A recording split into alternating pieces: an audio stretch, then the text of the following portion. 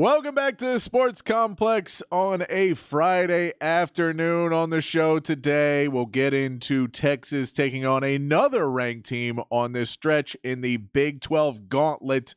Talk some Big 12 basketball and college basketball going into a weekend with a lot of separating games. NBA action as well. All three Texas teams have double headers coming up Friday and Saturday. We'll get into that. And the NBA All-Star starters were announced. Show you some of the interesting trends from that and who will be your NBA All-Star starters. Also get into the big fat poll of the day.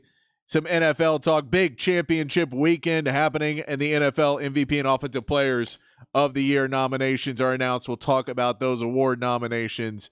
And, of course, get you ready for conference championship weekend.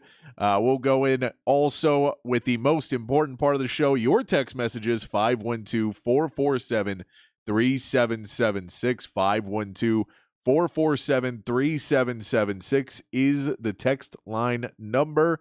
You guys drive the show. I just try to keep it on the rails, and what that means is whatever you guys want to talk about, we try to answer every single person's text on the show. We know we have some haters. I got to get a haters badge going on the text line so I know when I just have the haters that just want to hate.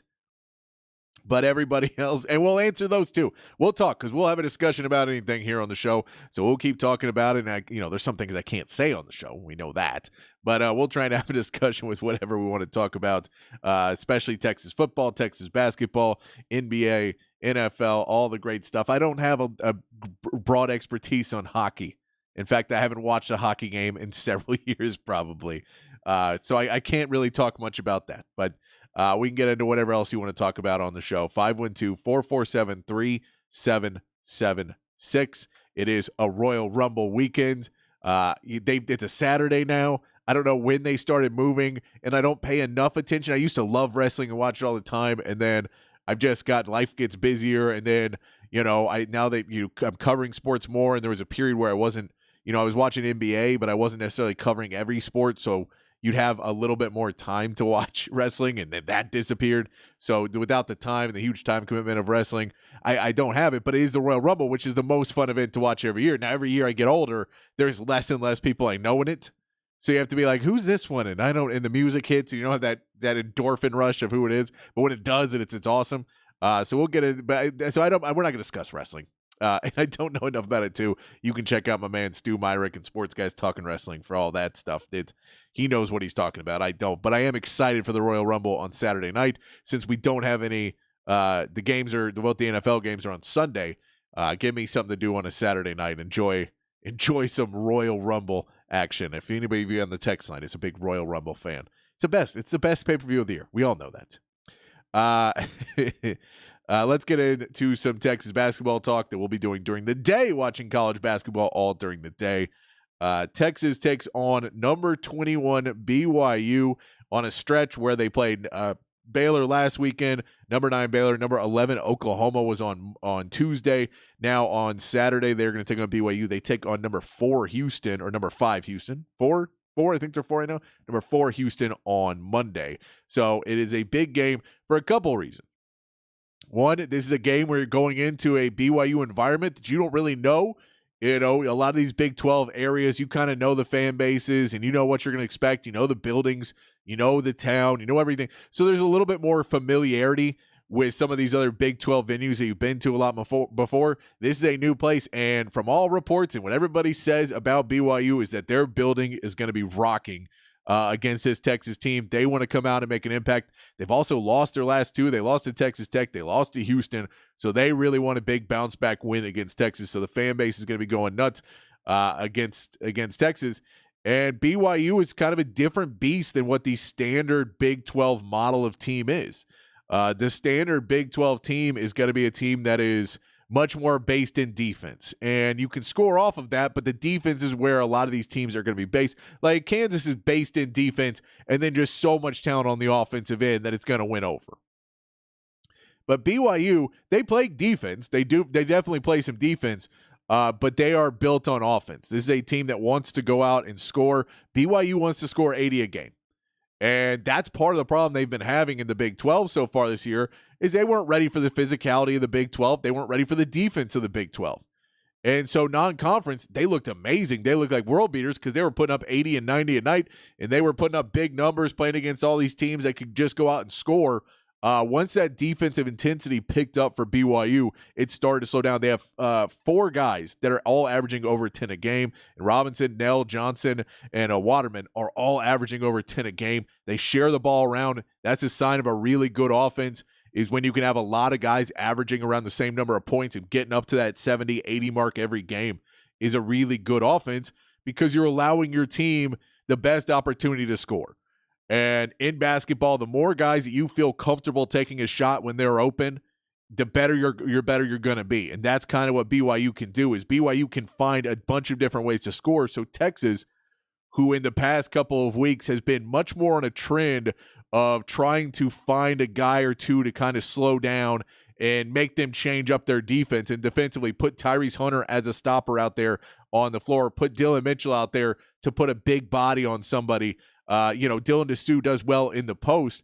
You can stop those. This is where you'll see a Max Abmas and IT Horton have to step up in this game defensively, because if there are places where, if they're the guys that are going to be getting attacked for, and Max Abmas, his intensity definitely stepped up the last couple of weeks defensively, for sure. And IT Horton, that's why he's on the court, is his defense is stepping up. They're not great defensive players yet. They're not great with the footwork, but they are bringing the intensity, and that's what you're going to need against a BYU team that does. They want to go out and put up 80 on you. You're going to try and hold them into the 60s. And for Texas, you really need to hold them into the 60s, because that's around where your watermark of winning is going to be usually. Texas is not a team that, even though they shoot a really high percentage, is not such a fast team that they're putting up 80 points a game. They're trying to put up 65 to 75 a game. So they're going to have to be able to handle those.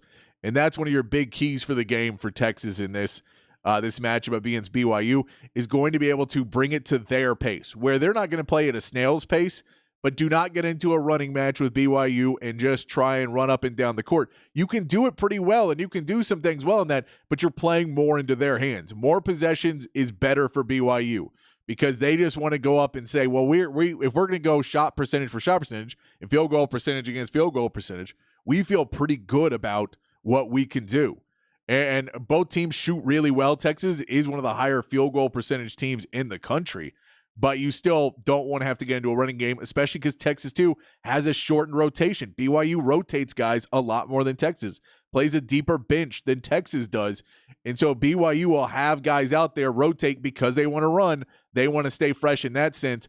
And if your defense will start to slip in that end of game in the last 8 minutes that have been a crucial part for Texas in their wins and their losses, that last 8 minutes, if you can keep your legs and slow the game down enough on your pace, don't allow second chance opportunities, get up there and rebound. I know it's silly, but we say it every week. And for every game, if you hit your threes and you rebound, Texas is going to be in every single game, if not winning them. So you have to be able to rebound. And this is going to be interesting to see how Rodney Terry tries to defend against this BYU team, where they are a team that likes to have Dylan Dessou and Dylan Mitchell and possibly a guard crash the boards on the defensive boards or on the offensive boards. They like to have those guys kind of still come in and try and make a play. We see Kendall Weaver do it a lot. But Kendall Weaver is going to be a big part of this. Now, if he's going up for all those offensive rebounds and guys are starting to leak out behind him, and BYU gets the rebound and they hit that outlet pass, it's going to be 2-3 points going the other way a lot. So you're going to have to be able to stop BYU from getting back and setting the defense the way they want it, or just getting points off the fast break. Either one of those things, it's going to be a little bit more of a challenge for Texas in rebounding offensively, getting second chance points, getting second opportunities, keeping the possession of the ball, slowing the game down, when you're going to have to send. And this is big for Dylan Mitchell. If he can get in there and get around guys, get up in the air like he does, use his legs to get up, to get those rebounds, don't let the ball hit the ground. Those types of plays will be big for Texas against BYU, because those plays stop fast breaks. They stop the defense heading back down the court. You know, the difference between setting your defense and not is whether you hit the shot on the other end. Reality is, if you hit your shot, then they have to inbound it out of bounds. It becomes a little bit easier for you to get all your guys back and have somebody back there, and you line up and match up in the matchups you want to have defensively. And if you're coming off a miss, everybody's running back, and you got to take who you take. And if Dillon Mitchell gets switched off on a guard, then maybe they find it. If they get over and they get Max Asmus on somebody, one of their guys who's 6'6", 6'7", then that's going to be a hard one for him when they start to get in the post and start shooting over him. So you want to see Texas be able to handle their end on offensive rebounding without having to overcommit the players and personnel to try an offensive rebound, but getting those second chances, or at least not allowing easy outlet passes, turning around when you're coming back down the court. So you're not allowing the ball to be just thrown over the top of your head for an easy outlet pass because you're running with your head face downfield or down court. Sometimes you're going to have to keep communicating and have one guy with his head down off ball and someone between where the ball is and where the action is backpedaling. Just small things like that Texas is going to have to do in this game to have a shot to slow this BYU team down, because they're really going to want to go after you. And, you know, on the defense, the offensive end, you should be able to match up well enough with them that Dylan Disu, you know, stay out of foul trouble. Don't try and get those fouls when it's a fast break or they're coming back down, coming over on weak side defense and hitting body to body on an easy layup. Those types of fouls Dylan Disu can't get. He's been better at it, was much better about it against Oklahoma. You need to be able to watch those fouls. And we'll see. We'll see how much Kendall Weaver gets a run in this game. We could see more of Chris Johnson in this game as well, in the fact that this is a game that maybe the BYU won't be going for as many steals in this game, or the steals they'll be able to get away with. But for a game where the pace will be picked up faster than Texas wants to play, Rodney Terry does like to play a small rotation. To have that, I think there is a chance that we could see Kendall Weaver get some more run. Zarek Onyema could get some run just to kind of keep him going. We'll see how well Caden Shedrick is after that Tuesday game against Oklahoma, and he got undercut and took that big hit, how he's doing, how he can show up against a BYU team and run, those types of things. But you may see Chris Johnson, who's been getting about 2 or 3 minutes, have been putting him in, and, you know, he hasn't necessarily had the best results so far. I'm in favor of continuing to play him and continuing to put him out there. Just to get him some more experience and get him a little bit more comfortable with being on the court. And you wonder if the guys start to get tired, if their legs start to go and the shots are coming up short, do you bring them out, or do you do what Rodney Terry did last game and just say, well, you're staying out there because you're still playing defense, but just get to the rim. Stop shooting threes, just get to the rim. Those will be the questions that Texas has to answer against BYU. This is a winnable game. But again, if you let this get up into the 80s and you try and play BYU's game, or you let BYU play their game, you know, I know you're going to have to worry about the whistles, but, you know, at a certain point, if the whistles start coming, put in Brock Cunningham, put in Zarek Onyema, put in Chris Johnson, put in whoever you can, and let them pick up some fouls and some hard, you know, not injury fouls, but body-to-body fouls, stuff like that, just to slow down the pace a little bit and don't let them get into that rhythm. You know, we've seen that in other games where you just don't want them to get into a rhythm and shooting. So you start to, you know, you foul them a little bit more. And, you know, you're going for blocks, you're going for steals, but if you don't get them, the body's coming through with them, you're going to pick up the foul. That's fine. We have to slow the game down. Those are all parts you might see in this game against BYU. A couple of other Big 12 games happening this weekend. Kansas State is taking on number 4 Houston. K-State has been having a little bit of a problem lately. They just haven't been able to react with their new lineup. They haven't got built in yet. Jerome Tang's a great coach, but I don't know if he has the talent this season, again, especially against a number 4 Houston team. But K-State, too, they're turning the ball over too much. They're going to have to hold over against a really good Houston team. This Houston team, again, this is who you're playing on Monday, so it's going to be interesting. We'll, of course, talk way more about it on Monday. Once we see what they did through and what Houston does, because you're watching both of these games hoping that Texas doesn't necessarily have to play everyone 38 minutes and it's an overtime game and you know, and it's brutal and they're running and they're dead tired and dog tired on Monday. And you're hoping Houston is not in a blowout and doesn't walk away from K-State feeling really good about themselves winning by 20. So you want K-State to hold on to the ball.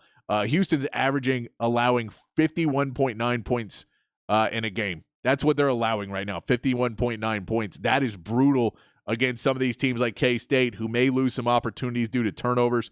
We'll see how that game goes. Houston should be good in it.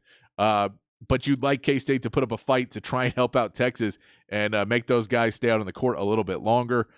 Kansas takes on Iowa State. That's number 7 Kansas versus number 23 Iowa State. Iowa State is going to try and use whatever size they have at D. Kansas hasn't been playing the best basketball so far this season, but I think they're starting to get it together a little bit more. But you're going to have to force the action if you're Iowa State. You're going to have to force them into plays they don't want to be doing. You're going to have to force them to get the ball to the younger guys like Furphy and get a freshman and try and make a freshman beat you. He did the other night, but you'd rather have a freshman with the ball in his hands that's more likely to turn it over. And you want to force the action, get them more passes, make them feel like they're not getting what they want, frustrate them, get the ball out, kick the ball back out, make them take shots late in the shot clock. That's what Iowa State has to do to try and force anything against Kansas. It's at Iowa State, so there's always a shot of an upset there. This is not a bad Iowa State team at all. I mean, they're ranked again, so you can't say they're a bad team. But this is a Kansas team that is trying to right the ship after some early losses in Big 12 play. Also, number 20 Texas Tech at number 11 Oklahoma. Oklahoma has dropped a couple now. They are trying to right the ship against Texas Tech. The problem is for Texas Tech, the biggest struggles they've had are against teams that are based in defense. That's where their offense hasn't been able to step through. Pop Isaacs hasn't been able to go over when they can really focus on him and have those defensive plays. Oklahoma, this seems like a good bounce-back game for them. As well as Texas Tech is playing, they struggle against hard defenses, and there's some of those in the Big 12. Texas, when they played them, the defense didn't show up. So Texas Tech was able to go down the stretch and do whatever they wanted. Everyone had lost their legs, wasn't playing well, wasn't feeling it, and they were able to get the win in Austin. I'm not sure they're going to be able to have that same luck in Norman. All right. Let's go over to some NBA talk real quick before we hit the big fat poll of the day, just to let you know what you're watching for this weekend. Spurs have a back-to-back Friday and Saturday tonight and tomorrow. Trailblazers tonight, Timberwolves tomorrow, both at home. I think they're going to be playing more guys. Wemby tonight. Trey Jones is a game-time decision. It wouldn't surprise me if they sit him out this one and bring him back in the second. I have not heard any news if Wembanyama's medical diagnosis has changed and he's been lifted from the restriction of not being able to play back-to-backs. He'll be fighting it. They'll be trying to do it. But there's a decent chance they do not play him against Rudy Gobert and the Timberwolves on Saturday. So this is if you're watching for Wemby, the Friday game would be the one to watch against the Trailblazers. It's on NBA TV as well, unless it's blacked out. I don't know if they black it out here or not. But yeah, watch out for that one. The Mavericks are doing a home and away, or a away and home. They're at the Hawks tonight. They're back home playing the Kings tomorrow. Kyrie Irving will be out tonight against the Hawks, so we don't get the matchup of DeJounte Murray and Trae Young versus Luka Doncic and Kyrie Irving. However, we do get Luka Doncic versus Trae Young. It is going to be a lot of shots coming from those two guys going back and forth. Can Luka Doncic get it done? We know that Atlanta's going to be coming after him because he had that, the response of throwing a fan out. Everyone's going to be chanting at him that he needs to be on a treadmill and all of that. Is he going to be able to deal with that? And for the Kings, can they stop them in the paint? That's the real question. I could see Kyrie Irving bouncing back in game 2 of this as well and showing back up with that sprained thumb. He might be able to make it back. The Rockets have 2 road games.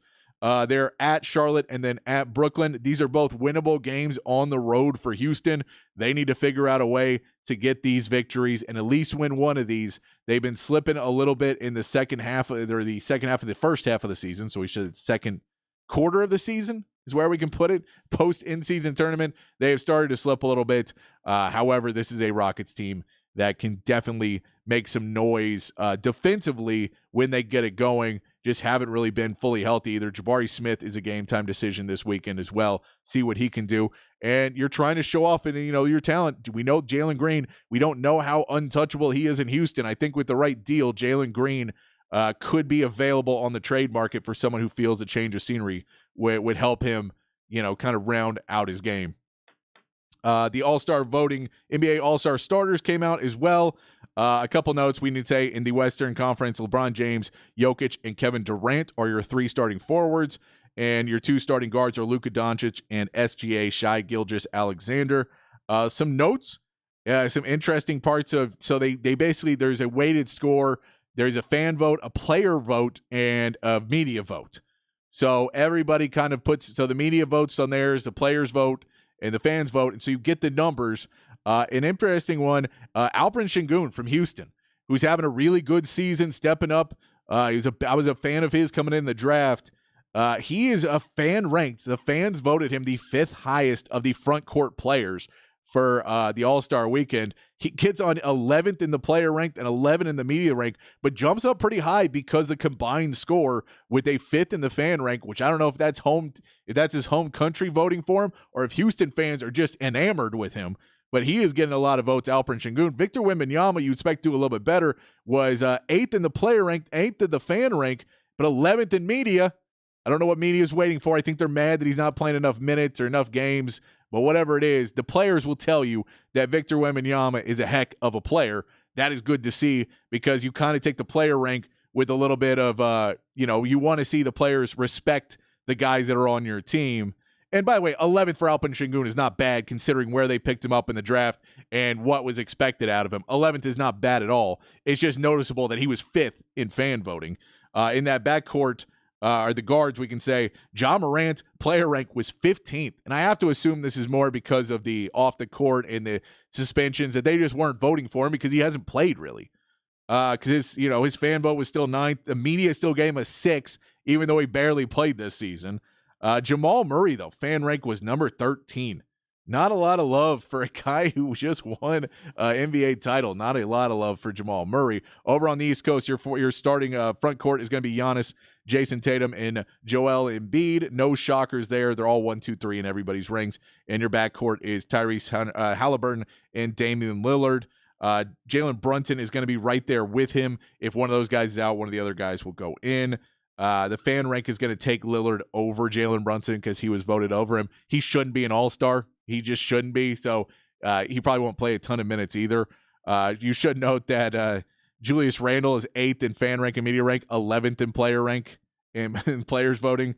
And Tyrese Maxey, 2nd in the player voting. The second best voted guard in the Eastern Conference. Guys are really respecting Tyrese Maxey. That is an interesting one to see. 6th in the fan vote, 4th in the media, but 2nd is where they put him in the guards. And a fun one for Spurs fans who now see him in Boston. Derek White gets up, and he is in 8th place here on this list as well.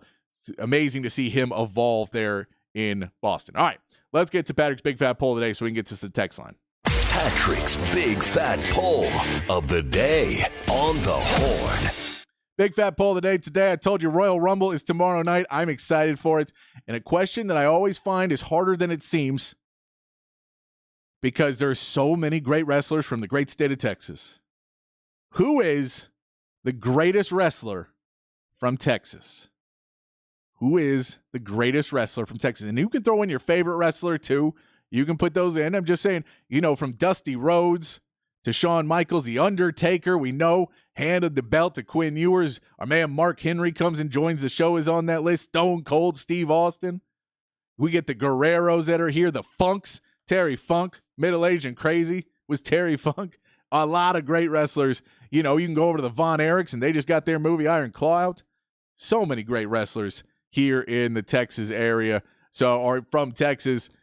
So that's my poll of the day. I don't know how many of you guys are wrestling fans, but tell me, you might have been when you were a kid too. So who is your favorite wrestler or the best wrestler, the greatest wrestler from the state of Texas? Let me know on the text line, 512-447-3776. We come back, we'll hit some sound from Hook 'em Up with Ian Rob B. We'll also get to the text line. We come back here on the Sports Complex in the Horn 1019, AM 1260, the Horn app, and hornfm.com.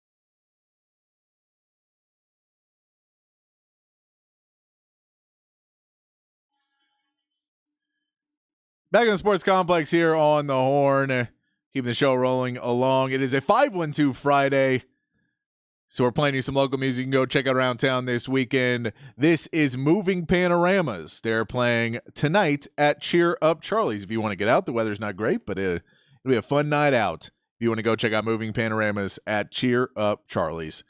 Let's keep it rolling right along. Text line's open 512-447-3776. Who's the greatest wrestler from the great state of Texas? It's the best. They say great twice in that. I know, but it is the great state of Texas, so we have to say it.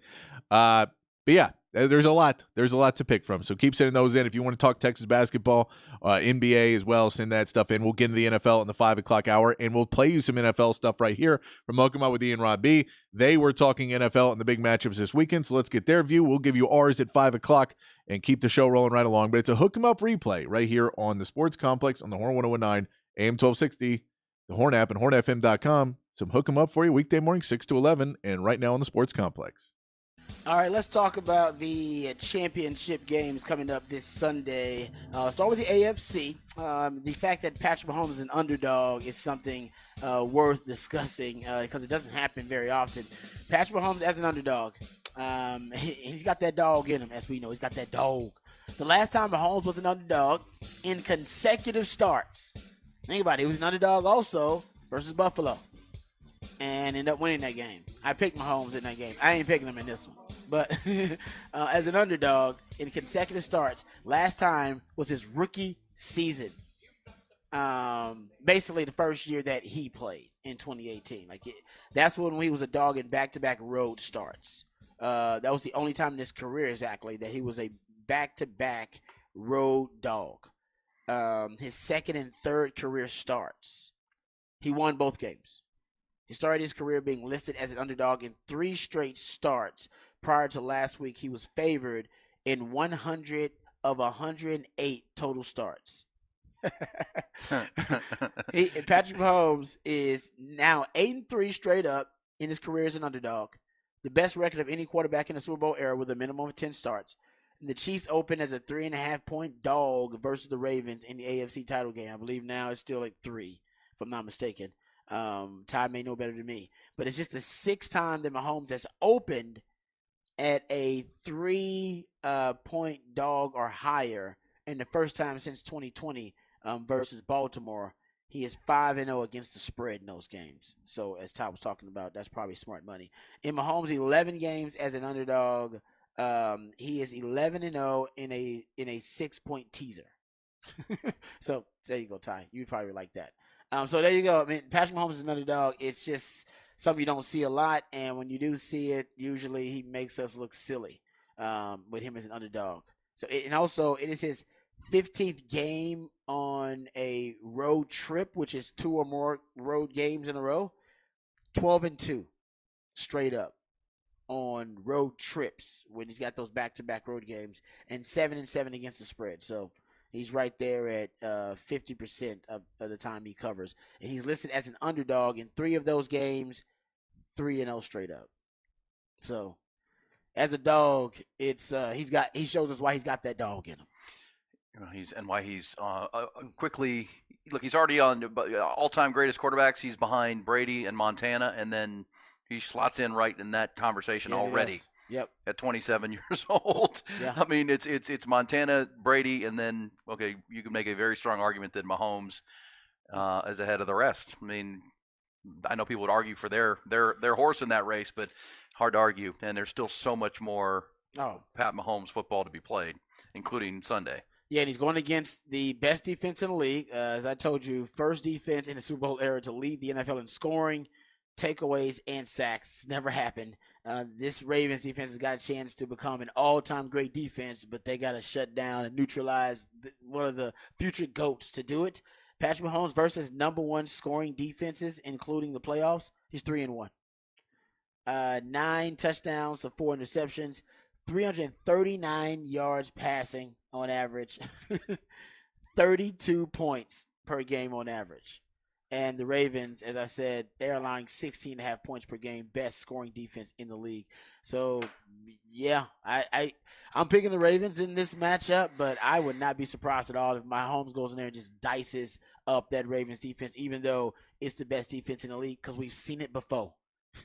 We've seen it before. Also, something to watch is Spagnuolo. Listen, Spags is awesome and what he's done with that defense. Kansas City, listen, they're a top 5 defense too. So, we're talking about, Lamar Jackson and the Ravens defense being so dominant. But Kansas City's defense is pretty damn good. They blitz a ton. They probably have the 6th highest blitz rate in the NFL, around 31%. Lamar Jackson, remember I said this when DeMeco Ryans did blitz him. Like crazy. He did early on, and it worked early on. They just made adjustments in the second half, and they're just better than you. For Kansas City, though, the Ravens are not that much better than Kansas City, in my opinion, if they are better. And I think Kansas City could have more success blitzing Lamar Jackson. Listen, Lamar Jackson is great versus the blitz. I believe his QBR versus the blitz, or at least when pressured, is 3rd in the NFL. But the reason that you want to blitz him, and last 6 games, he's got an 86 QBR versus the blitz. So that includes with the Texans. 6 touchdowns, 0 interceptions, 9.2 yards per attempt. So I'm not saying that it's guaranteed to work. He's the damn MVP, or he's going to be the MVP for a reason. But with Lamar Jackson, as I said earlier, you don't want to, when he drops back to pass, you don't want to defend 3 plays in one. When he drops back to pass, you want to defend just 1 play. And the best way to do that is to make him declare. Make him declare means to get rid of the ball quickly out of his hands. You can do that via the blitz. He'll go to his hot read, or he'll tuck it and run really quickly to abandon the pocket, and that makes him a runner right now, and that is great too. But what you don't want is him dropping back as a passer, you having to defend the initial pass play, then him deciding to extend the play and having to defend the second reaction scramble drill, and then after you defend that successfully, having to defend one of the most elusive and one of the most dynamic runners in all of the NFL when he decides to tuck the football and become a runner. Your defense can't defend all 3 of those scenarios, and you can't defend them for 4 quarters. You can't. You got to make him declare, and the blitz the best way to make him declare. And I think that's what they'll do. And against Josh Allen, the Chiefs were really creative about how they basically forced Josh Allen to one side of the pocket or the other. And they were really clever about that. So they faced dual threat quarterbacks before, so they have a plan. I think one of the plans has got to be, man, you got to blitz. They blitz a lot anyway. They're definitely going to blitz Lamar Jackson, and they should. You got to make that dude declare, man. Yeah, and they've got an elite defense, just like the Ravens do.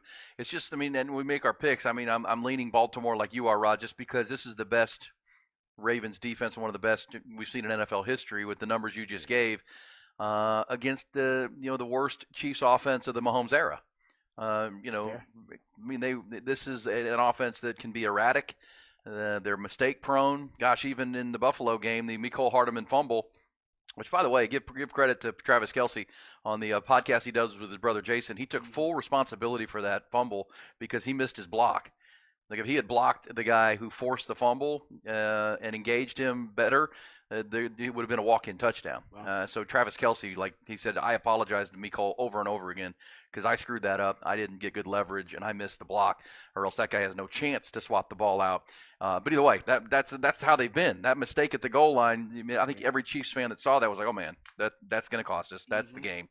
We're going to lose because they've seen it all year, Rod. Yep. There's been a 1 or 2 plays, by a receiver, either a drop pass or a fumble, tip drill interception, whatever it might be, that has led to a loss. They're going to be in this game. It's not going to be like the 34-10 Texans game.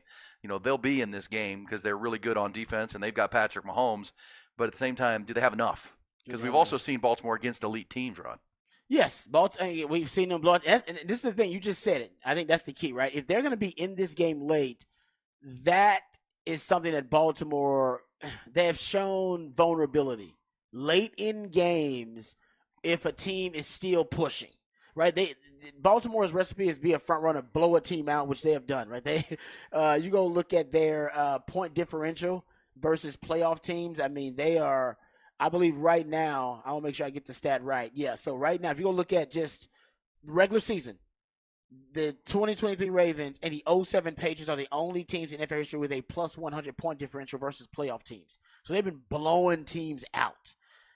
But late in games, and they have, their 4 losses, they've happened late in games when teams are still pushing, and they've had collapses of sorts, right? They are 3-4 in close games, the Ravens are. They're 3-4 in close games this year. They're talking about 1-score games in the fourth quarter, and they've blown more leads than they have game-winning drives. They haven't been in that situation a lot. And it's very possible they're going to be in that situation versus the Chiefs. And when they have been in that situation, they have a losing record. The Baltimore's only win that produced the winning points in the fourth quarter or overtime this season, that punt return. That punt return touchdown versus the Rams. Rams, yep. That was it. That's the only winning points they've had to score in the fourth quarter of a game. Otherwise than that, they've been late game collapses or they've held on. That would lean. Those games. That would lead. If you think it's gonna be a close game, then take the Chiefs. That's kind of what I say. If Patrick Mahomes and the Chiefs can just keep it close enough to make it a one-score game in the middle of the fourth quarter, I think that's when the odds start to flip in favor potentially of the Chiefs. But you'll know that early on how the game's going. You'll be able to tell that. But like I said, the Ravens, they just that defense is legit. But also the defense of the Chiefs is underrated. We don't talk about them enough. How about this? That Chiefs defense, they're second with 57 sacks. Yeah, they're right behind the Ravens. But their I believe their pressure rate was around 27.8%, second highest rate in the league. So they're second behind the Cowboys in pressure rate and second in sacks. No, we've seen that from the beginning. They've rebuilt the secondary. They've drafted guys like George Karlaftis to go with Chris Jones, and they can get pressure on a quarterback. Charles Omenihu is part of that pressure package for the Chiefs, and they're really, really good. That's what they're built around now. But just like you said, the Ravens in close games have stumbled at times. The Chiefs all year in close games they've blown it with their own receiver and offensive mistakes that have led to losses. And so I still think that has to be considered here. And I do think the Ravens are playing their best football right now. I mean, the Ravens into the month of December, I erased the Week 17 game against the Browns because the Browns had to win it and the Ravens didn't start anybody. So it was like a practice squad game for the Ravens. But in the other 16 games, and especially in the month of December where they smashed the Dolphins and they smashed the Niners, they seem to be peaking right now. And so I don't want to say I eliminate those games that they lost the three before, but at the same time, they're just really, really good, and it's almost like John Harbaugh's team's like his brother's team at Michigan. They're like a vice. Mm-hmm. They just keep, you ever get a vice on a workbench, and you just keep twisting it down, and that's kind of what they do to you. They just wear you out, and their defense is making plays while their offense is tough to get off the field, and then put the ball in the end zone, and Lamar scrambling for first downs and touchdowns and making plays down the field off schedule. All of a sudden you look up and you're down 2 touchdowns. You're like, damn, now I got to chase against that pass rush, which led the league in sacks. I mean, that's a tough team to beat, especially in their building. Rain in the forecast, Rod. It's going to be a wet field. Temperatures will not be freezing, but like right at 40 degrees, and there's an 80% chance of rain all afternoon in Baltimore. And that's the 2:00 game. So you can anticipate wet field. And I just think that's a condition that the Ravens love to play in. Yeah, well, they can play any solid football. They can spread you out. They can play power football like they've done. Okay, real quick about the NFC title game. We'll come back, obviously, and preview that a little bit more later. The Deebo Samuel effect is going to be big because the 49ers are 12-1 straight up, 10-3 against the spread when Deebo Samuel starts and finishes the game.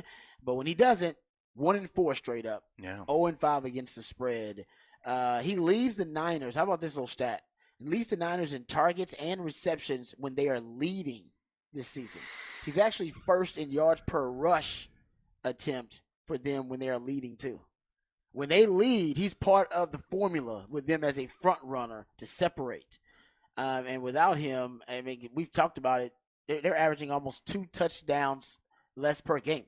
Like 2 touchdowns fewer touchdowns, two fewer touchdowns per game without Deebo Samuel in the lineup. That's a big number. 13.8 points per game, I believe, is the exact number. Well, and you've pointed this out a lot, but it bears repeating that what makes him so dynamic when he's healthy is he and Christian McCaffrey are interchangeable. Mm-hmm. I mean, they're pretty much the same player on the field, right? You can line Deebo up at running back. You can use Christian McCaffrey as a receiver. It just makes them, and it opens everybody else up, and there's a reason. And it is Brock Purdy, right, who's a good quarterback, but he's not, he's not Patrick Mahomes. He's not going to carry your football team if you don't have the pieces. It is all part of the master plan of Kyle Shanahan and Christian McCaffrey already having Deebo Samuel and drafting Brandon Ayuk and, having George Kittle. That was the final piece when they made that trade last October or 2 Octobers ago now. And when they're all on the field, I mean, they're a team that should win the Super Bowl. If Deebo's off, it's a little bit different because it just changes. And you can really, at that point, you can force Brock Purdy to beat you, right? You can make Brock Purdy. With Deebo on the field and Christian McCaffrey and all the pieces, Purdy's just a point guard. Purdy's just executing the plays, and defenses are on their heels just trying to figure out where it's going to be, and that's where Purdy's really really comfortable. We saw last week, especially when it was raining.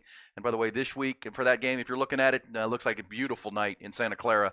70 degrees, no rain in the forecast. Looks like a great night. Yeah, but even when we talked about this, the Detroit Lions are dome warriors. They play in domes a lot. The last time they played outside was December 10th in Chicago. So in the past 12 games, they've only played outside once. Every other road game for them, Chargers, Saints, Vikings, Cowboys, was in a dome. And Jared Goff wasn't great. I mean, he wasn't great outside. So that's something to consider. I know it may just be overblown, but he only had like 161 yards in the game. They lost to the Bears. So I was like, the Bears are on a good team. Well, that's also familiarity, a word we were using in the coaching carousel there. The San Francisco 49ers have a lot of familiarity with Jared Goff. They know him from his Rams days. That's a great point. I didn't think about that. They have a good scouting report on him, obviously. They'll have a plan because Goff has been on a heater, man. Goff's been really, really good. And Amon-Ra St. Brown, I mean, all the weapons we talk about with the Niners, the Lions are equal with what they have at receiver and tight end and running back, and offensive line is elite. So it was a real fun game. By the way, good stuff there from E and Rabia. Hook 'em up replay there. Weekday morning, 6 to 11 right here on the Horn. We're going to come back, get to the text line 512-447-3776. Big fat poll of the day today is who is the greatest wrestler from Texas, since the Royal Rumble is coming up on Saturday. And also, if you got any college basketball talk, Texas has a big game coming up on Saturday, or NBA talk. All three Texas teams playing double headers this weekend. Send that on in. We'll get into the NFL talk. Of our talk is starting in the 5 o'clock hour, but let's get to the text line. We come back here on the Sports Complex on the Horn 1019 AM 1260, the Horn app, and hornfm.com.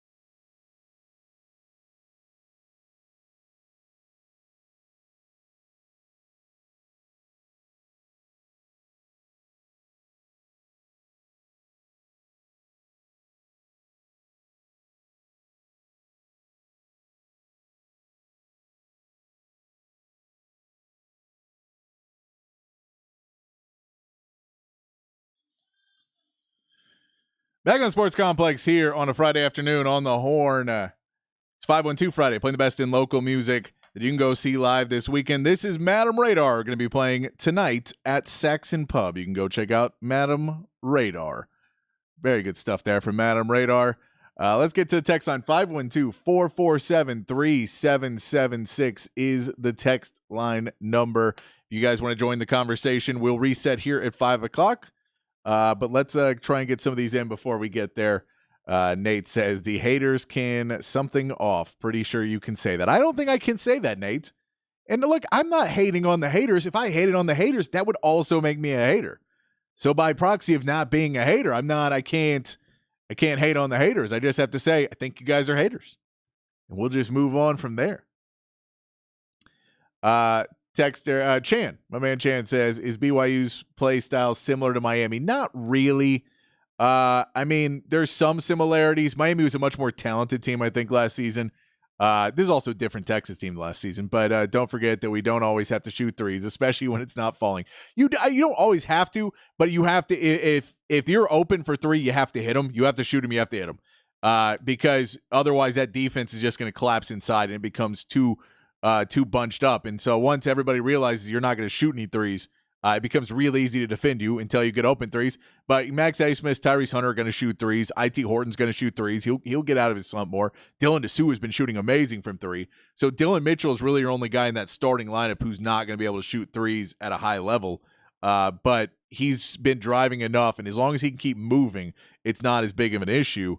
There are some guys, some big guys, who are going to be guarding Texas players. You look at some of the taller players. Noah Waterman is going to be playing the most minutes. Not a great defender, but he's 6'11". Ali Khalifa is 6'11" too, plays some. And Ali Atika plays a few minutes, 6'10". He's actually going to be your better defender, I think. But he just doesn't play a ton of minutes. So they have some size, but not a lot of it is super skilled size where they have great players like that. They play a lot more guards and forwards that are pretty good players, but not going to be, dominating you so much defensively in the paint. I don't know if they have that type of defense. Let's see. Text here. Here we go. The Polish power, Ivan Putski from right here in Austin, Texas. I don't know if he was born in Poland, so he was not born in Texas, but he does live in Austin now, or at least he used to live in Austin. The Polish power, Ivan Putski. Dusty Rhodes. Yeah, Dusty, the son of a plumber from Austin, Texas, from back in the day, had a son, played at Austin High. Dustin Rhodes became Gold Dust. Always good. Big Papa says Fritz von Erich. Fritz von Erich, one of the few guys, went from a Nazi to beloved in Dallas. Like that, and I know some other people you could say some other, but his character was like Fritz von Erich was the German, and he was the hated German. Fritz von Erich, and then because he had the kids and the kids got beloved and they loved that he brought them wrestling, that he went over, and it was a weird thing too because it was like the enemies changed, and so the Germans were no longer the enemy, and so if he fought with you and it was like, oh, we'll take out the evil Koreans and the evil Vietnamese and those wars, then it made him beloved in American. It's just a crazy thing to think of what Fritz von Erich went through from being hated to beloved. It says there are two kinds of people that think the Von Erichs were the greatest wrestlers from Texas of all time, and those who are wrong. I'm just saying I've watched some Von Erich matches, and I might go with somebody else, but I might be younger too. I might be younger, that I'm more of an Attitude Era guy. That was what I was growing up with. So I the Stone Colds and Shawn Michaels and Undertakers are jumping up on that. Terry Funk's always been a favorite of mine too. And then of course the Guerrero. Like there's just so many. Booker T, I forgot to mention, another Texas guy. I forgot to mention Booker T, and then so many Texas wrestlers. We'll keep it going. I'll read this last one. Goff is sweaty. Last week gone confetti. His lineman looking down. No sound. Sacked already. I can tell. I'm not going to sing. I can't pull off an Eminem. But I think that's a troll from Eminem, a Eminem troll job on Detroit. Are you rude? I feel like Kyle Shanahan's an Austin guy, or he's a UT guy, I should say. He's a Texas guy. So you kind of want to root for them, but it's also the Lions. How can you root against the Lions at this point? I'm on board with, I don't know. It's a hard one to pick who to root for in these playoffs, but we'll get more into that here in the 5 o'clock. Reset everything, get us back on track, and more of the text line, of course. We get back on the Sports Complex here on the Horn 1019, AM 1260, the Horn app, and hornfm.com.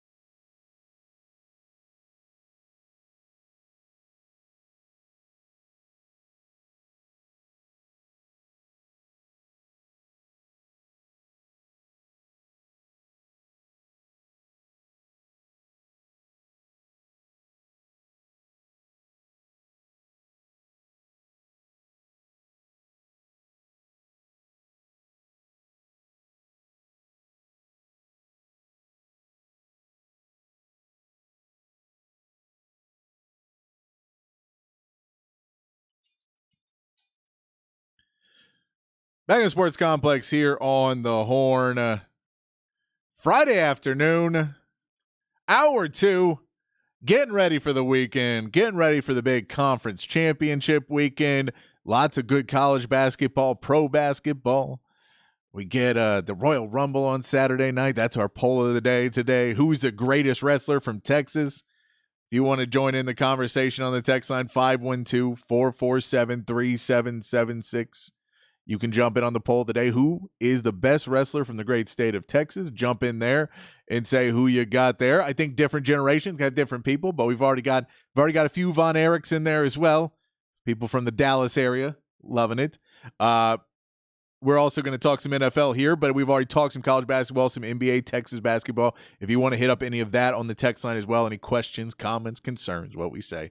You guys drive the show. I just try to keep it on the rails. So jump in there as well, 512-447-3776, whatever you guys want to talk about. We try to get to everybody's text here on the show. All right. Let's go a little bit of NFL talk. We'll jump right into it. If we have time, we'll get to the nominees for a lot of the categories for the NFL honors that comes out and does it, and it's another award show. If we have time, we'll get into my dislike of award shows now. But before that, the more important things we should talk about are these conference championship games.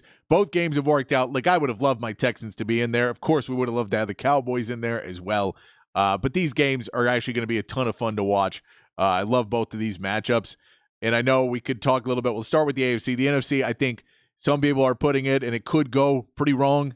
But let's start with the AFC, where it is a Ravens team where when you look at this on paper, again, it seems to favor the Ravens heavily. That they've looked so good that a lot of their missteps were kind of earlier in the season. They lose the last game of the season, but that's with sitting starters. Mark Andrews going to be suiting back up. He's back off the IR, ready to go to give you another option at another weapon for Lamar Jackson, who's just been playing out of his mind this season.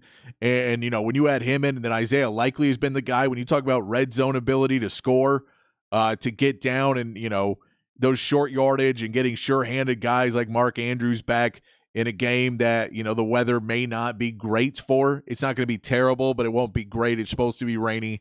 So that could affect somewhat of the ability to catch. But the Ravens are one of those teams that now with their new offensive coordinator, Todd Monken, they are much easier to adapt and to morph into the offense that they need to be. I know that Chris Jones came out and gave the locker room material. If we force him to throw, then we'll be fine. And that narrative is going downhill a lot more this season. They don't have to throw the ball a ton because people are stepping back. And you saw him against the Texans, Lamar Jackson. It wasn't necessarily that these were all designed runs that he was getting 30 yards on. It was that they sent everybody wide. They were able to spread the field. They go into, 10 personnel or 0 personnel or something like that, and basically put Lamar Jackson back with this big spread offense and allow him to look around the field and decide what he wants. And when everybody's guarded and the rush has been kind of pushed behind him, he evades that. He's able to get downfield and get downfield fast. That type of playing is going to be hard to combat by this Chiefs defense, who has done a great job all season. The Chiefs have been electric on the defensive end. And that's really been the reason they've been so good this season. The reason that they're there isn't necessarily the offense. The defense is held enough that it allows Patrick Mahomes and Travis Kelce to be able to do their things. Now, Rashee Rice, him stepping up is the X factor for this Chiefs offense. But let's go into a couple pieces that are going to be the keys to the game for me of why I think the Ravens can walk away with this win and why I think the Ravens go. And again, there's one key to the game for the Chiefs. There's one. And it's Patrick Mahomes. And it's that this dude doesn't want to lose. And this dude is another level of talent. And, so that's the key to the game is Patrick Mahomes be Patrick Mahomes and watch him pull something out of his butt and they get another win. But the keys to the Ravens, we can put it into physicality. This is a Ravens team that when you talk about having a lot of receivers on this Kansas City team that maybe are not sure-handed, especially in the weather, and with Travis Kelce maybe a step slower than he's been and a little bit more beat up this season and really having to take on the full load because they don't have that other weapon, every distraction, they're going to put some hurt on Travis Kelce in this game. I am sure Travis Kelce's not looking forward to the amount of times he is going to get hit when Patrick Mahomes puts a pass up for him and he knows Patrick Queen or Roquan Smith or somebody's going to be coming over trying to put him on the ground and as hard as they can. They were finishing plays against the Texans. They were finishing plays every week in the season.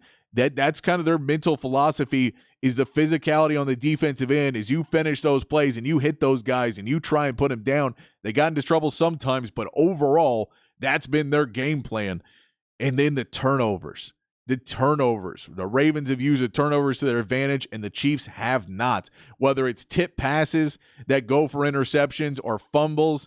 I know Pacheco plays really good, and he's been doing good. But when you get him in, a young guy, and you put him in that field, and God forbid Clyde Edwards-Helaire gets in, and it's wet, and the ball's wet, and you're trying to run the ball more because the ball is wet and because the field is wet.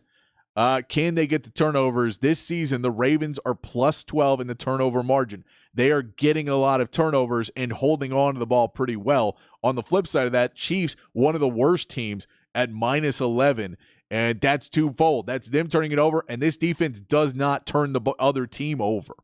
This Chiefs defense, they do a lot of things really well. They're going to be able to get a good, decent pass rush. Chris Jones is going to be coming after Lamar Jackson. The bigger question is, can you stay in front of him when you come after him?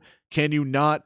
I think we see with Spags what he's going to do, at least early. I think the game plan will be to make him a thrower, to make him get the ball out in not ideal conditions for this Chiefs team, to see if you're going to be able to get him off of his plan and have those linebackers, and don't dedicate linebackers to going out and getting his tight ends and Mark Andrews and Isaiah Likely, and don't have the safeties help too far back. Allow them to take a shot, maybe leave one safety back and one back up to keep on and spy Lamar Jackson. The Texans didn't have that luxury. They weren't able to spy Lamar Jackson. They would go out and they had to pay for it. They paid for it a lot, especially in that second half. I will see if the Chiefs can afford to spy Lamar Jackson and keep him from getting those big runs, maybe making him slide or make a move on a wet field. You never know. You may be able to get him down on one of those, because all it is you're trying to get him off the field. You're trying to get those punts. I have the Ravens being able to win this. They're a 4-point favorite in the books, but I think this is a Ravens win over the Chiefs, but it's going to be a great matchup there. The NFC matchup is a little bit more interesting because these teams, on paper, the 49ers run away with this. With all their weapons, especially if Deebo Samuel can come back and be the type of player he can be. We know what Christian McCaffrey can be, and I know I'm a big Jahmyr Gibbs fan. I'm big on what he could do. I had him on all my fantasy teams this year. I drafted him early just to make sure I had him because I knew what he could do, and then bit me in the butt early in the season. But Jahmyr Gibbs is a heck of a player, but Christian McCaffrey just has that experience. He knows what they're doing in this team. He knows how to be a bit more of a field general on the, when he's out there. But, when you say it's going to be nice weather, we know Jared Goff has struggled in outdoor stadiums. Is he going to be able to handle himself in this outdoor stadium in the biggest moment of his career since the Super Bowl, where he was taken apart by Bill Belichick? Will he be able to step up? Will he be able to go against a 49ers defense that knows more about him because he comes from the Rams and they've got all the tape they could ever want on him? Is this a game where you realize both quarterbacks are a little shaky and both quarterbacks are a little nervous and you don't necessarily want to over-rely, and you're going to try and give them some confidence throws early in the game? Both sides will try and give them some confidence throws, get them feeling good, find Amon-Ra for like 8-9 yards, get him out there. Sam Laporta reportedly will be okay to play in this game. Get him a couple catches early. Get Jared Goff feeling it before you try and air it out a little bit more. Is this something for Brock Purdy where you decide for Brock Purdy, okay, we really need to get him feeling good, and this is a Lions defense where number one receivers have been allowed to go off on the Lions. So can we really find our number one, whether that's Deebo or Ayuk or whoever our guy is that we want to go off? Can we target them and get Brock Purdy a connection early on in this game with one receiver, whether it's Ayuk or Deebo Samuel, and get them going? But I think we're going to see a lot of run from both teams in this game because both these teams have not been defending the run great.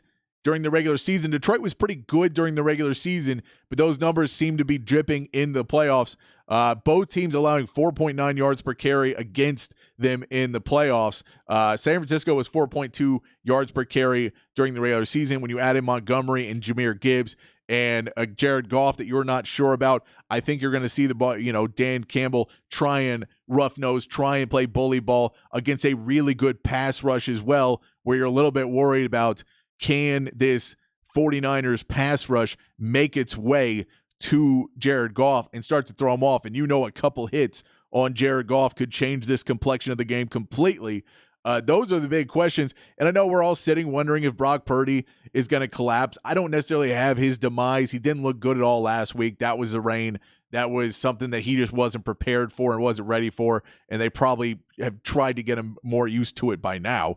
But there's no reports of rain on the forecast for Sunday for Santa Clara. So he seems like he'll be fine there. He'll be able to do what he does. If Deebo Samuel comes back, it gives him yet another weapon. And it's one of those guys that the more weapons you can give a guy, the better he is. And I know the Lions have weapons in Jahmyr Gibbs, and they have a weapon in Amon-Ra St. Brown, and they have a weapon in Jahmyr Gibbs, and they have a weapon in David Montgomery. I just don't know if those are the same weapons that have the consistency that the 49ers weapons have. I think Jahmyr Gibbs is going to be great. Amon-Ra St. Brown is amazing. But are they consistent enough that on that third down where you need it, do you feel the Lions are going to be able to pick up those plays, and you feel like the 49ers will? This defense for the 49ers, too, feels like it's a level above the Lions. So I think the 49ers win it. But I'm just saying, I get Kyle Shanahan. I've been a fan of Kyle Shanahan. I love the offense he ran in Atlanta with Matt Ryan. It was just fun to watch that offense. So been a fan of that. He's also a Texas guy, so you're a fan of him because he's a Texas guy.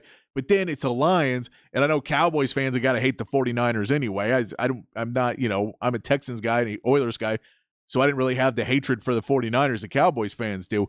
But who are you guys going for on the text line? Let me know, 512-447-3776. Are you saying we're going with the Texas guy and Kyle Shanahan? Or is this screw it, let's go Lions, let's go for the fun matchup of Lions-Ravens and some new blood in the Super Bowl? Or do you want that 49ers-Chiefs rematch? What do you guys want in the Super Bowl? What are you looking for this weekend? Any predictions and picks? Let me know in the text line, 512-447-3776. Let me know what your predictions are and who you want to win in this matchup, in these two matchups on Conference Championship weekend. We can also mention that the NFL MVP and Offensive Player of the Year and Defensive Player of the Year and all those nominees have been announced. The 5 people that are nominated for all of them. We can go through them real quick. For the most valuable player, Josh Allen, Lamar Jackson, Christian McCaffrey, Dak Prescott, and Brock Purdy. By the way, Dak's bringing that to the negotiating table with Jerry Jones. This seems like it's a Lamar Jackson one to lose, right? It's a quarterback award. I like Christian McCaffrey, but Brock Purdy and Christian McCaffrey probably lost that at the end of the season. It's going to Lamar Jackson. Defensive Player of the Year, a real hard case. Cowboys got 2 guys on this: Deron Bland, Max Crosby, Myles Garrett, Micah Parsons, and TJ Watt. I'm giving this one to Myles Garrett solely on the fact that I watched him cause a delay of game. Watching him cause a delay of game because he switched sides is the funniest thing I saw this year. TJ Watt, another amazing season. Max Crosby, it's hard not to give him the award. And I know what Micah can do, and I know what Deron Bland did. Deron Bland, to me, is not going to get it just because we saw him get torched enough this season. He's a really good player. He's really good for Cowboys. But, again, we saw he's not – I don't even know if you'd say he's a number one, like, island defender. So I can't give him it. But, yeah, this is a great lineup of the AP Defensive Player of the Year, the AP Offensive Player of the Year, Tyreek Hill, Lamar Jackson, CeeDee Lamb, Christian McCaffrey, and Dak Prescott. Let's just say we shouldn't have quarterbacks in this. The MVP is for quarterback now. Offensive Player of the Year shouldn't have quarterbacks in it. So if you're going to give Lamar Jackson the MVP, Offensive Player of the Year, I'm giving it to Christian McCaffrey. For the Offensive Rookie of the Year and Defensive Rookie of the Year, let's go with Houston, CJ Stroud, and Will Anderson. And if you look over at some of the other fun ones, Comeback Player of the Year, I got Baker Mayfield on there. The Coach of the Year, we're probably going to go Kevin Stefanski, but DeMeco Ryans is my pick. And then I love the AP Assistant Coach of the Year, Ben Johnson from the Lions, Mike McDonald from the Ravens, Todd Monken from the Ravens, people on board with not giving John Harbaugh the credit, I guess, Jim Schwartz from the Browns, and Bobby Sloak from Houston. Good to see those guys on there. But Todd Monken, when you saw the difference of Greg Roman and Lamar Jackson's going to leave and all this other talk, and then all of a sudden it all works out and they're going for a chance to be in the Super Bowl this week. It's just a great turnaround of this offense. All right. We got through all the NFL. We'll keep talking. If you guys want to keep talking on the text line, please send in who you want to see. Get in your predictions, any hot takes you got for the NFL playoffs. Send that in on the text line, 512-447-3776. If you guys got anything for college basketball, Texas playing BYU, NBA action, let me know there.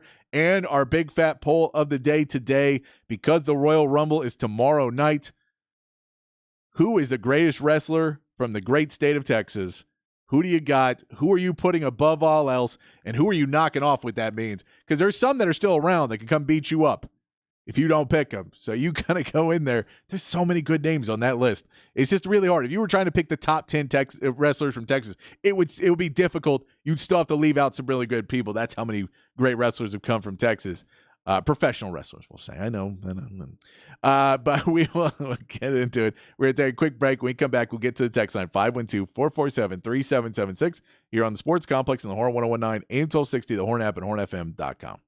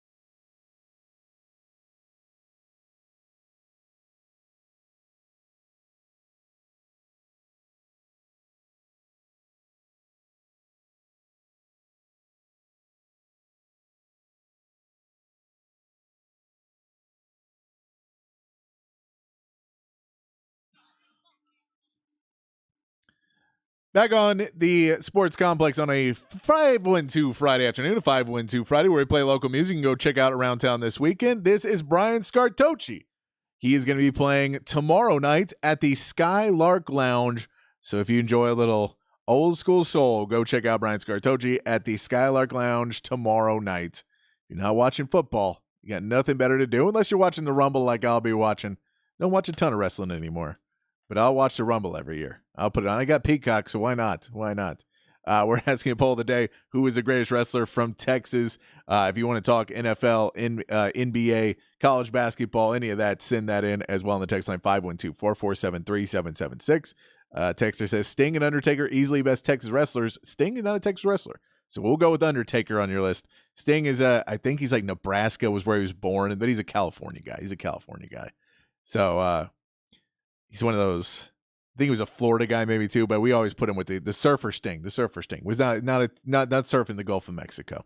But yeah, Sting was awesome. Don't get me wrong. But yeah, the Undertaker. Then we'll go with that. The American Dream, Dusty Rhodes, Cock of the Walk, Bull of the Woods. He is the American Dream, Dusty Rhodes. Always he just and great for so long.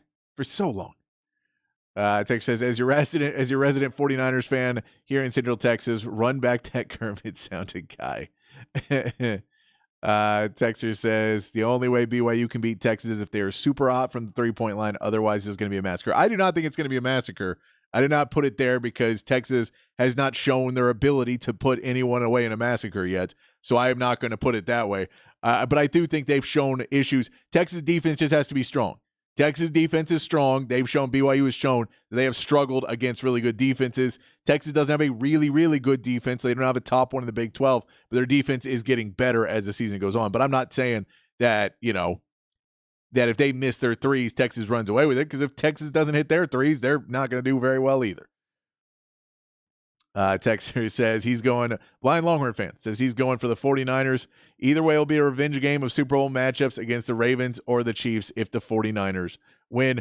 Yeah, but I'm not going to put, the Ravens was long enough ago. I won't put it as the super revenge matchup there. I guess you can say the revenge for, what was that, Halloween or Thanksgiving? Was that Thanksgiving? I can't remember which week that was. It was a holiday, I know, that they played, that they had that matchup. So I guess it's a revenge for that one. But, it'll be interesting to either one of those. I think the Lions, though, it just seems fun. This texter says, die Niners, die. Go Lions all the way. I'd love to see Ravens Lions. I think Ravens Lions would be fun. It'd be new blood. It'll be something different, but I know 49ers and Chiefs fans don't like that idea either. Nate says, haters gonna hate, ain'ters gonna ain't. Haters gonna hate, ain'ters gonna ain't. Am I an ain'ter?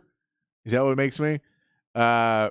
Texas also said, Chan says, I love all the Texas women wrestlers. There's not as many of those. There's starting to be more now.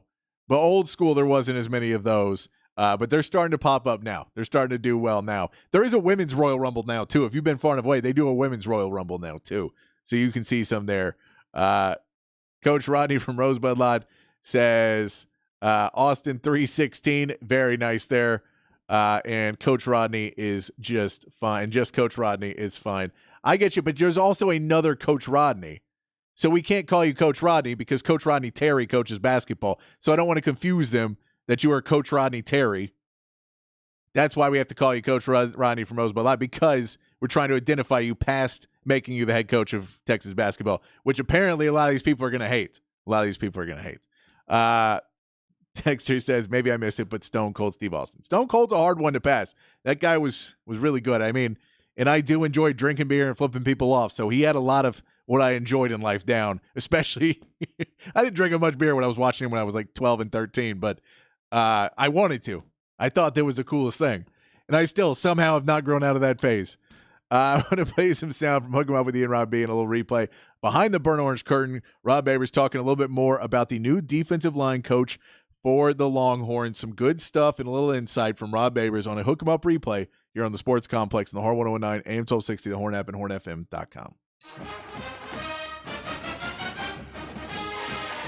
All right, let's talk about the Longhorns' new defensive line coach, because a lot of Longhorn fans out there had to go deep down the rabbit hole after they heard about Kenny Baker getting the job as the new Texas defensive line coach because a lot of Longhorn fans were unfamiliar with his work. He was originally a defensive lineman as a player at Gardner-Webb. He was team captain there, really good player, defensive player of the year for them. He was a 3-year starter, 4-year letterman. Ended up there as a student assistant after he got done in 2009. And after he was there as a student assistant in 2009, I think he got his master's there as well. So he's a smart guy. Dean's List a couple of times. He ends up going to Lakeside High School in Georgia to become a defensive coordinator there. And then and that's actually Lakeside High School from 2010 to 2012. 2013, he goes to Berry College. His first time coaching at the college level was 2013. And he's co-defensive coordinator there and linebackers coach there. 1 year, leaps, goes to Mercer from 2014 to 2018. He's there as a defensive line coach at Mercer. In 2019, goes to UT Chattanooga. He becomes the defensive line coach at UT Chattanooga, and then goes to Western Kentucky, where he actually, Western Kentucky starts to get a name for himself, really with talent development, developing some players, some high caliber players into all conference players, and one of those guys, D'Angelo Malone, into an NFL player, 3rd round pick for the Atlanta Falcons. That's where he starts getting a lot of his reputation. He's been a guy that can develop talent. Go look at a guy like K.N. Edwards, who was an all-conference player for him at UT Chattanooga around that time. You go look at Devonsha Maxwell was another player from his time at UT Chattanooga. Telvin Jones. Now, these are not names that you guys know. They're not guys who got drafted, but these are guys that were not all conference caliber players prior to him joining the staff, and then were able to achieve at a really high level once he got there. And that's the kind of the reputation he has. So after he at Western Kentucky, after he's done there for 3 years, 2020 to 2022, he ends up as the defensive end and D-line coach there at one time or another. Then he goes to the Miami Dolphins last season as the assistant D-line coach with the Miami Dolphins. And that's obviously the last stop that he had before he becomes the defensive line coach at Texas. Summer one. And by the way, the Miami Dolphins, they were 4th in rushing yards per attempt allowed. They were 3rd in sacks. They were 2nd in QB knockdowns. They did not blitz a lot. They had a very low blitz rate, which means a lot of that was manufactured by the defensive line. And he was the assistant D-line coach there. So he's got, he's a fast riser. It's a fast, meteoric rise. To me, that says a few things. Number one, he's great at networking. He can network like a mofo, and he really values relationships and cultivates relationships really quickly and maximizes them. That's how you become a fast riser. That's how you coach for just 11 years total and make it to the NFL and already become the D-line coach at Texas. Fast riser can network. That's not the only thing. I want to say that's obvious. That's part of his skill set. And so people who are worried about him being a great recruiter, I know I can't vouch for his recruiting chops, but recruiting is relationships. And this is a guy that is obviously really good at and values cultivating relationships, maximizing relationships. And in terms of recruiting, he may just be one of those guys that Sark wants to put his kind of mark on a particular region or a particular metro area. Remember what I said about Atlanta, which is where he's from, that Lakeside High School where he was the defensive coordinator, and even high school where he went to school. He's from the Atlanta metro area. And I've told you guys this several times. Since 2020, no metro area in the country is producing NFL players at a higher rate, draftable talent at a higher rate than the metro area. DFW is second. So it's right there. But then that's the Atlanta metro area. Sark knows he's got ties in DFW. Now you got multiple guys with ties to that Atlanta area. You know, you got Tashard Choice, who was there at Georgia Tech for a while. And you got this young man now also has deep ties there, Kenny Baker, to Atlanta area. So that's something to consider if you're upset about the recruiting aspect of it. But you only get to the NFL a few ways. I told you guys about nepotism, family business. That's a way to get to the NFL. You can get there, great networking, which is why I think that's one of the ways he got there. But even networking won't necessarily, to me, it won't be the biggest determining factor in you getting a job in the league. Usually it's about, can you develop talent?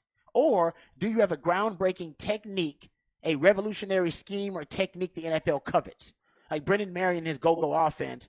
You know, there are lots of NFL teams that are literally stealing Brendan Marion's go-go offensive concepts. That's what made him a fast riser. He had a revolutionary, groundbreaking scheme that everybody wanted a little piece of, even Sark. So that can be a reason to use a fast rising. For Kenny Baker, I think he's a great relationship guy. I think he's great at cultivating value in relationships, maximizing them, and I think he's a great talent developer. That seems to be the reputation, and you don't make it to the NFL without being able to develop talent. This was from my man Jerry Hamilton, who does great work, and we trust Jerry. Had him on earlier this week. Said he talked to a source, and the source said this about him: phenomenal hire. He teaches run game and teaches pass rush at a high level. Phenomenal hire by Texas.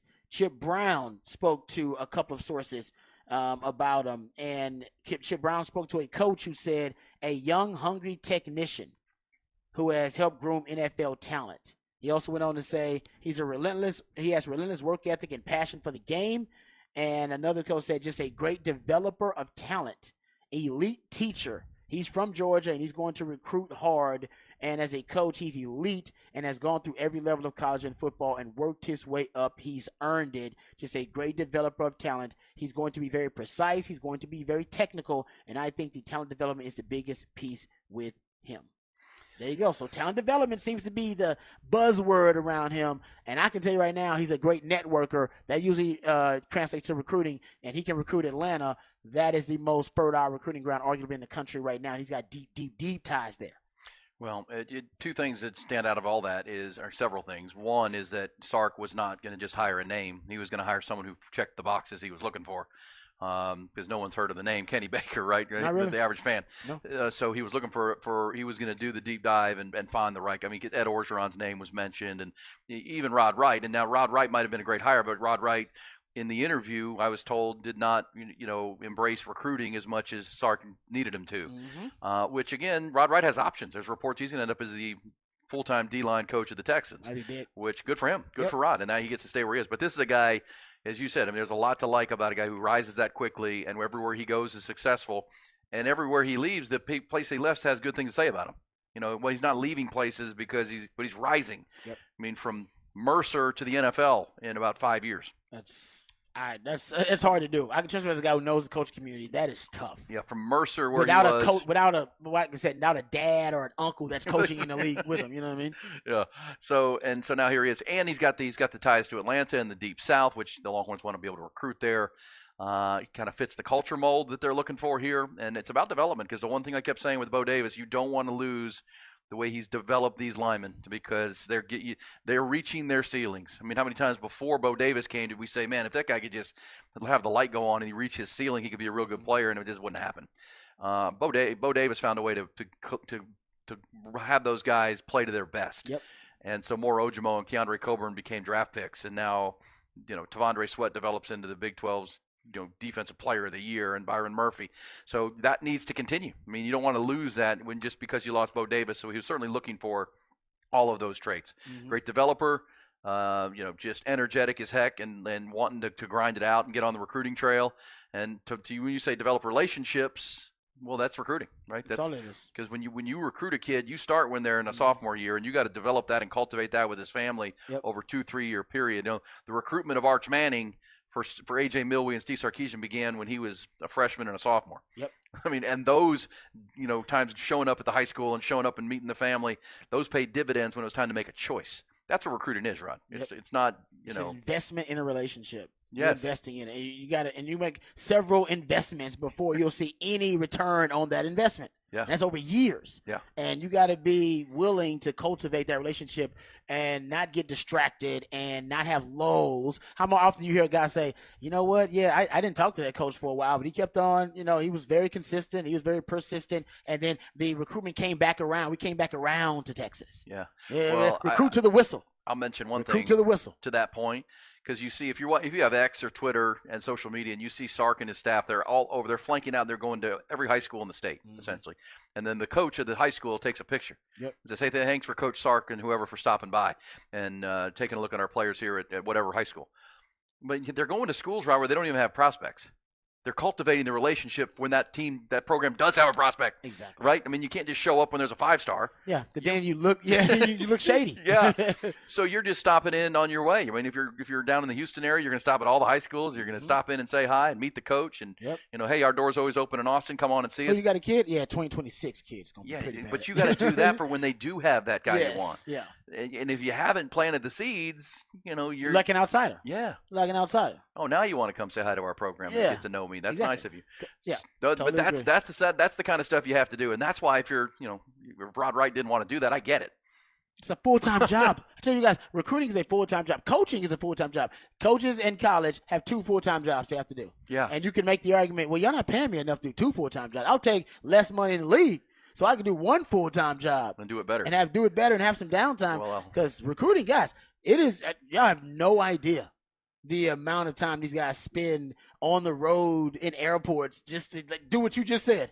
To go stop by, coaches and make sure they're cultivating those relationships. It is tough. A lot of high schools in especially if you don't like to do it. Like I said, everybody's not an extrovert. Some people are introverts naturally. They don't want to be out there. Some of y'all got jobs just so you can sit in the office and want to sit at home. Don't even want to go into the office anymore because you don't want to deal with people. You just want to do your job. The NFL, there's some coaches like that too, and they don't want to go recruiting. They don't want to go talk to mom, crack jokes, sit in the living room. I mean, you can bring it down to something simple. It's why, not all bartenders are really good. Not all waitresses or waiters are really good. Some are great, and you know the difference real quick. And recruiters are the same way. Exactly. You got to connect with people, but you got to hustle. And it's a full time gig. I'll say this from what we do. I tell Jerry Hamilton this all the time, and I couldn't do his job. I mean, covering recruiting. What he does? There's no way. No way. He's like trying to follow these coaches around. Those guys are in their cars all the time. They're driving around the high schools. Yeah, you're right about that. And they have to talk to kids all the time. So you got to be on your game on your social media because you got to hit up kids in the DMs and be texting back and forth. Oh, man. No way. I can't do it. Couldn't do it. We can do this, though. We also can come back. There's a little bio and thought on Kenny Baker coming in to be the new defensive line coach for Texas, it appears. So trust him, Sark. Just trust him. Trust him. So he's made really good. And the last box he checks is he has NFL ties now. Now he had a year in the NFL, which helps when it's. Yeah, because Sark couldn't justify the hire if he didn't have that. Think about it. He just hired the guy out of Western Kentucky. Everybody be like, what the hell are you doing, Sark? But that 1 year in the NFL, everybody goes, okay. NFL. Okay. Good stuff. 1 year in the NFL. Yeah, you can make it happen. But that is some good stuff there from Hook 'em Up about your new defensive line coach here at Texas. I know that was a hot button for a long time, so we finally get that. All right, we're going to take our last break. We'll come back, wrap things up. Any last text you want to send in, hit us up on the text line. We'll wrap it up for the week here on the Sports Complex in the Horn 1019 AM 1260, the Horn app, and hornfm.com.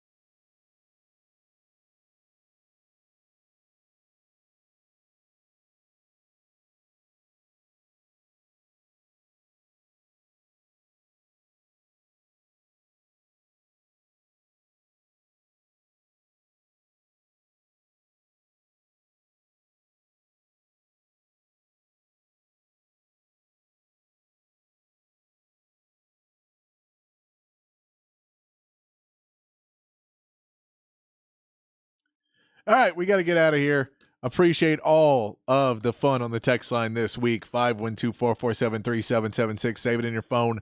Text in next week as we break down the conference championships and NBA and hopefully another big Texas win in the huge game on Monday night for Texas as well against Houston. We'll get into all that on Monday, but I hope you all have a great and safe weekend. A couple last texts we did get. Blind Longhorn fan said, welcome to the Hall of Fame. Don't forget about Mark Henry. I would not, because not only is Mark Henry a great wrestler, one of the best promos of all time in the salmon jacket, he's also a great dude. Very cool guy that I've got to meet a few times when he comes into the station. So lots of love for Mark Henry and all he does for the community. But until we get back next week to talk more about all that happened over the weekend, be kind, be safe, keep your underwear clean, and we'll see you right back here on Monday on the Sports Complex.